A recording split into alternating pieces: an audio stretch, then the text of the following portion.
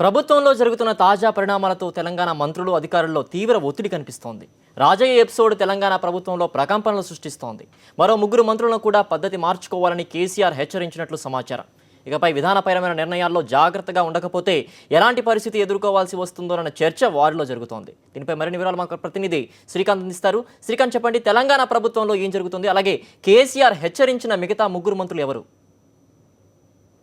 ఇది గత వారం రోజులుగా తెలంగాణ ప్రభుత్వంలో జరుగుతున్నటువంటి కార్యక్రమాలు ఏదైతే ఉన్నాయో, డిప్యూటీ సీఎం గా ఉన్నటువంటి రాజయ్యను అవినీతి ఆరోపణలతో కేసీఆర్ వేయడం, ఆ వెంటనే కడియం శ్రీహరిని డిప్యూటీ సీఎం హోదాలో తీసుకోవడంతో పాటు ముగ్గురు మంత్రుల శాఖల మార్పులు చేర్పులు కూడా జరిగాయి. ఈ మొత్తం పరిణామాల నేపథ్యంలో ఇటు మంత్రులు అటు అధికారుల్లో ఐఏఎస్ ఐపీఎస్లతో పాటు సచివాలయంలో ఉన్నటువంటి ఉన్నతాధికారుల్లో కూడా తీవ్రమైన చర్చ జరుగుతుంది. రానున్న రోజుల్లో పాలనాపరంగా తీసుకునేటువంటి నిర్ణయాల్లో ఒక పద్ధతి ప్రకారం క్రమశిక్షణతో ఉండకపోతే కేసీఆర్ ఏ సమయంలో ఎలాంటి నిర్ణయం తీసుకుంటారో, ఇది ఎటుపోయి ఎటు వస్తుందో అన్న ఆందోళన మంత్రుల్లో స్పష్టంగా కనిపిస్తుంది.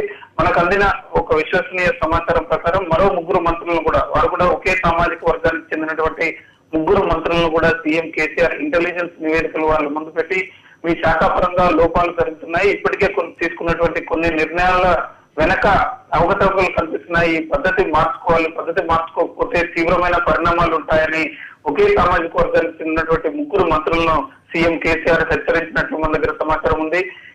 ఈ విషయాలు తెలుసుకున్నటువంటి ఇతర మంత్రులు అధికారుల్లో కూడా ఇకపై ఖచ్చితంగా జాగ్రత్తగా ఉండాలి, లేకపోతే ఈ వారంలో జరిగినటువంటి పరిణామాలను మనం చూసినటువంటి ఎలాంటి విశ్లేషణ చేసుకున్నా కేసీఆర్ పదే పదే చెప్తున్నారు, అవినీతి మీద ఎట్టి పరిస్థితుల్లో సహించేది లేదు, తన కుటుంబ సభ్యులు అవినీతికి పాల్పడినా వారిని ఉపేక్షించడానికి కేసీఆర్ చెప్తున్నటువంటి దానికి మొన్న రాజయ్య మీద వేటుకు కూడా సామీప్యత ఉన్నటువంటి నేపథ్యంలో ఇటు మంత్రులు కావచ్చు, అటు అధికారులు కావచ్చు, సచివాలయ సిబ్బంది నుంచి కింది స్థాయిలో జిల్లాలో ఉన్నటువంటి ఉన్నతాధికారులు కూడా ఇకపై ఒళ్ళు దగ్గర పెట్టుకుని పనిచేయకపోతే తీవ్ర పరిణామాలు ఉంటాయనే చర్చ జరుగుతుంది. అదే సమయంలో విధానపరంగా తీసుకునే నిర్ణయాలు, అలాగే ఫైల్ మూవ్మెంట్ కి సంబంధించిన విషయాల్లో కూడా ఇకపై జాగ్రత్తగా ఉండాలన్న హెచ్చరికలు కూడా సీఎం కార్యాలయం నుంచి అందరు మంత్రులకు వెళ్తున్నటువంటి పరిస్థితి. ఏదేమైనా తాజా రాజకీయ పరిణామాలు తెలంగాణ ప్రభుత్వంలో ప్రకంపనలు సృష్టిస్తున్నాయని మనం చెప్పుకోవాల్సింది.